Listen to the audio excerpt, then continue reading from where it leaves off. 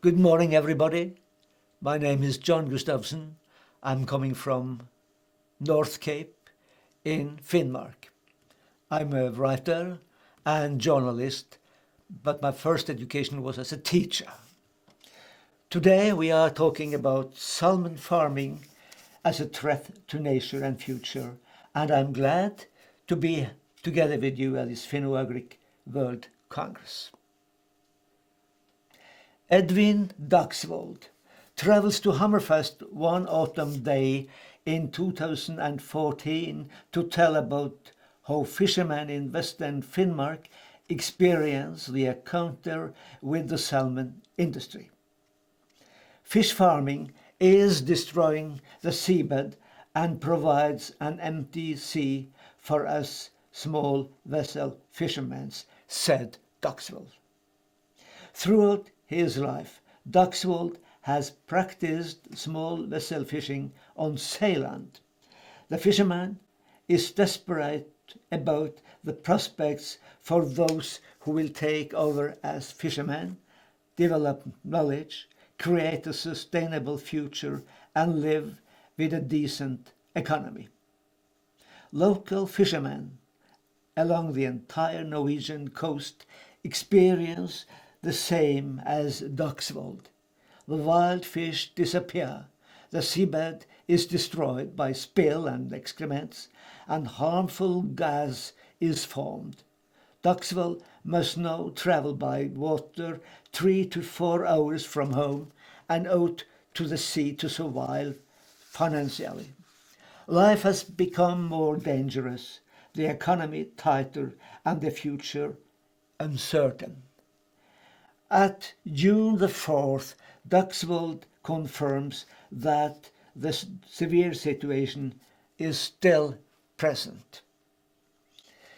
50 years ago, enterprising players started farming salmon in the floating facilities. An industry for the districts was launched.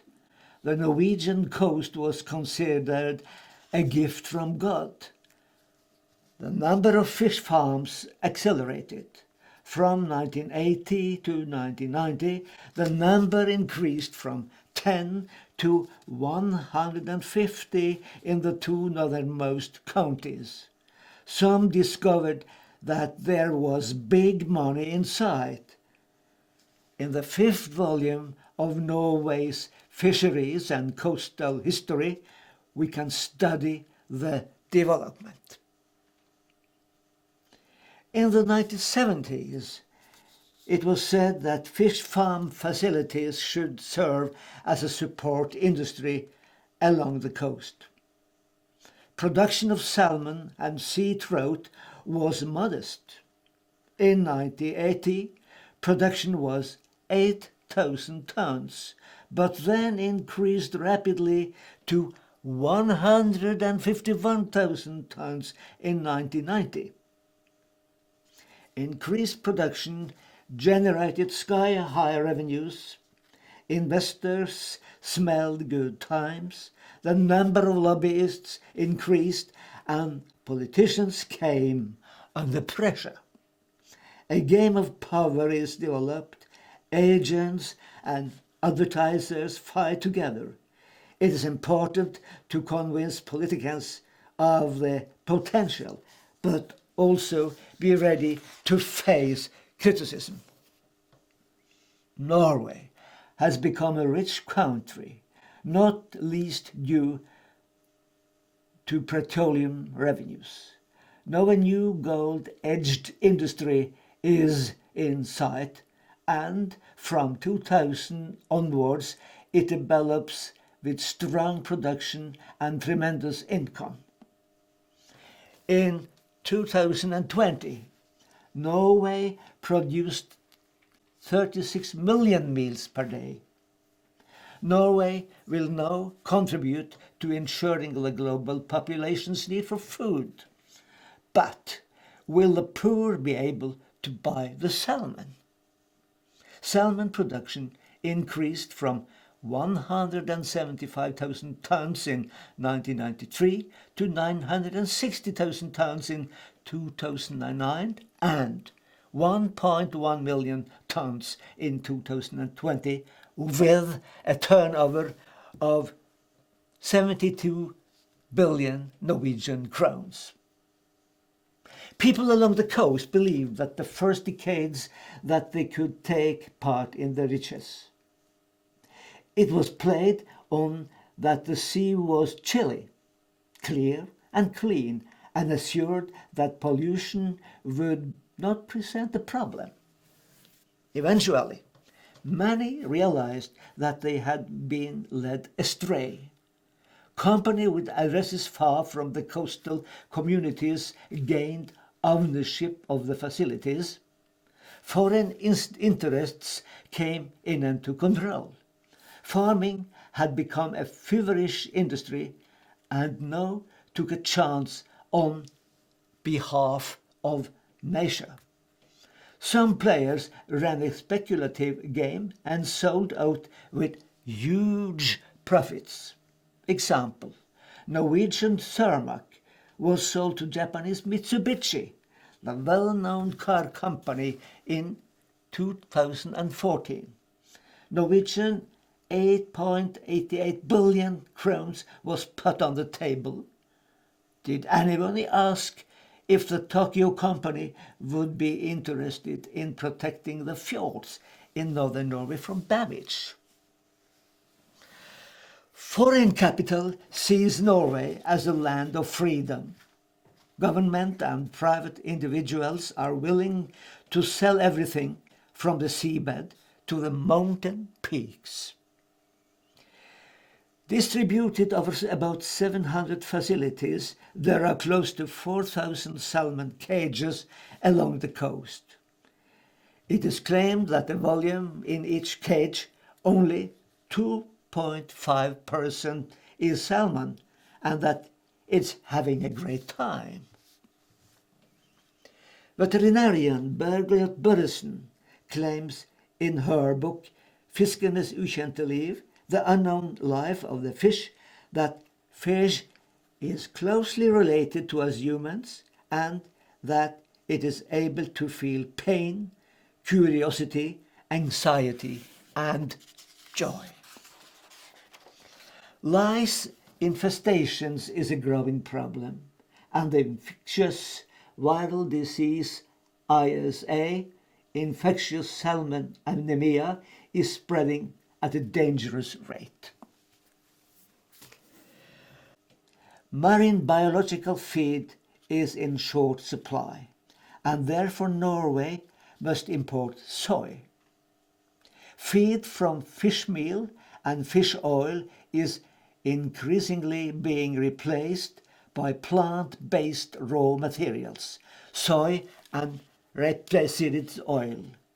Today, 70–80% are plant-based ingredients.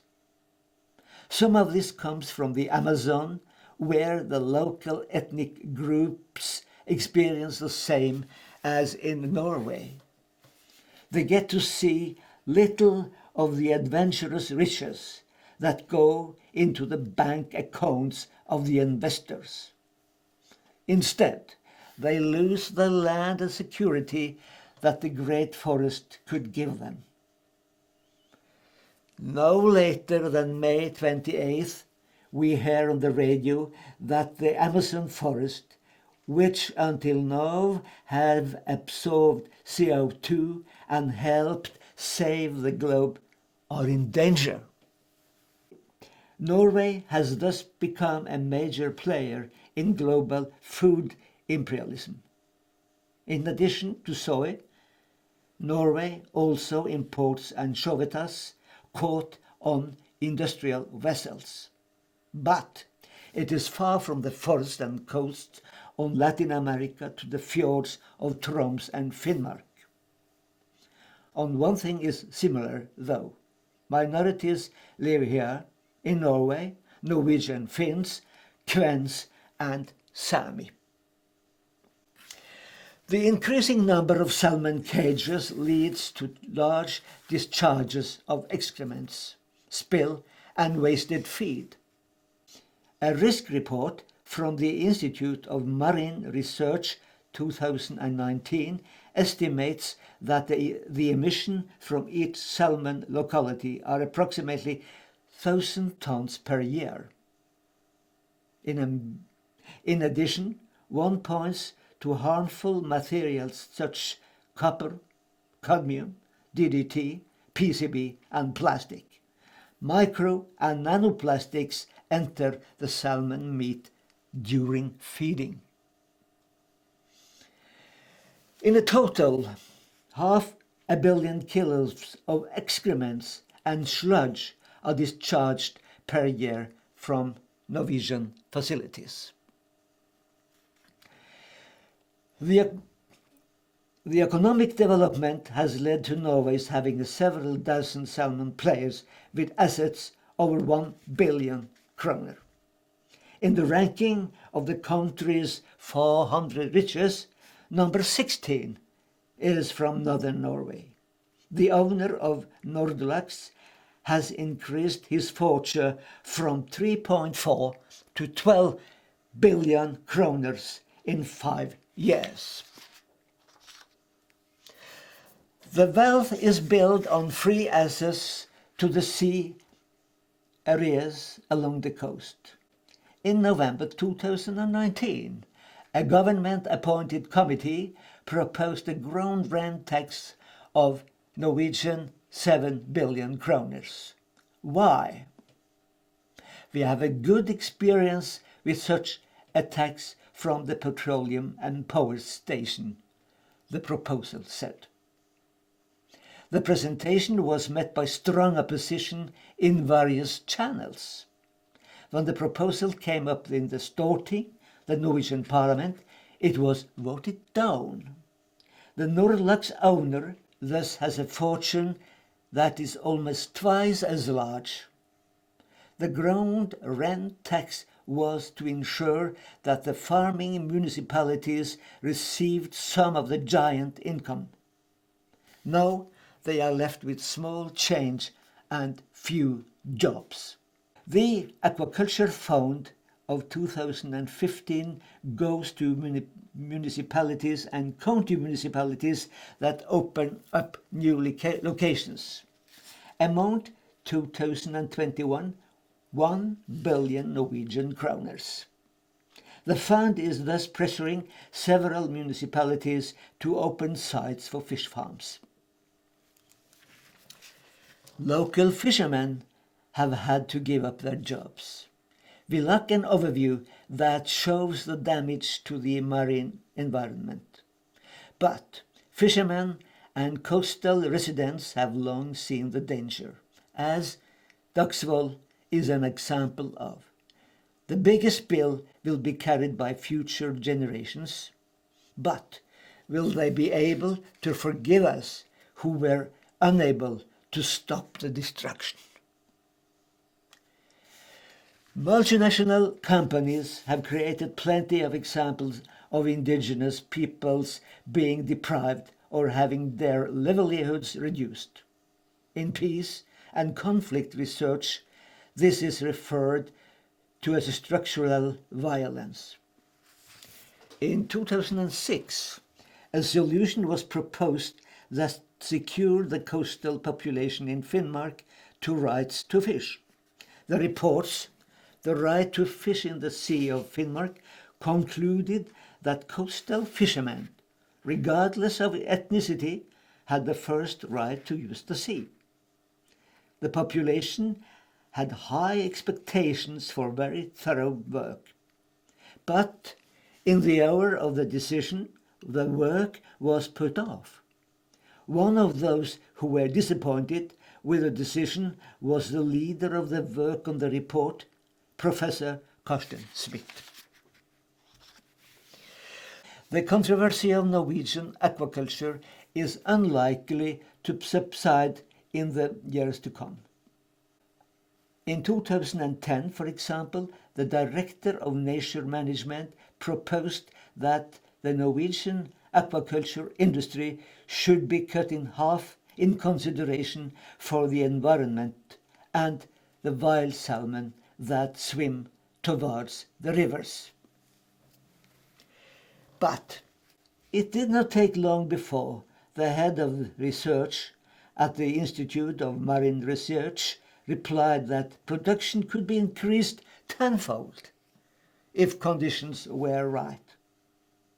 The hard drive towards the fjords in Finnmark was confirmed in 2014 when the Conservative Party's fisheries policy spokesman from Finnmark in the Storting proposed at least a tenfold increase in Finnmark. Politics and research can, strangely enough, suddenly come together. Much of the research work on Norwegian salmon farming is of a high standard, but there are many indications that the so-called contract research take place on the premises of big capital. The super profit that the breeders have reaped has led to a cancer-like development. 1. Genetic influences and escapes. 2. Pollution and emissions. 3. Disease, including viruses and parasites. 4. Occupation of fjord area. 5. Damage from feed and excrements. 6. Gas formations. 7. Birth death. The hope for sustainable development has been shattered. The precautionary principle has been abandoned at the example of nature. But a positive development could have been possible if the facilities in the sea had been closed and feed waste, excrements and chemicals taken care of. Farming facilities on land are another possibility. It will require very large land areas, as we have seen in Galicia, Spain, and could lead to damage to nature and the environment. Neither economic nor ecological costs are calculated. The political actors in municipalities and counties have easily been overtaken by influencing agents and political party speakers. The needs, demands and social life of the local population come second. But we have an instrument that is little used: OECD guidelines for multinational companies.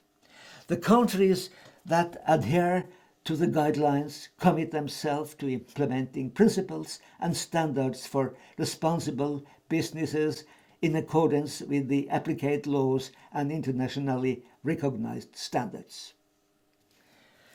Some specific guidelines. Companies should contribute to economic, social and environmental progress with a view to creating sustainable development in local communities. Companies should carry out risk-based due diligence and assessment. They should map, prevent and limit actual and potential negative consequences with their activities.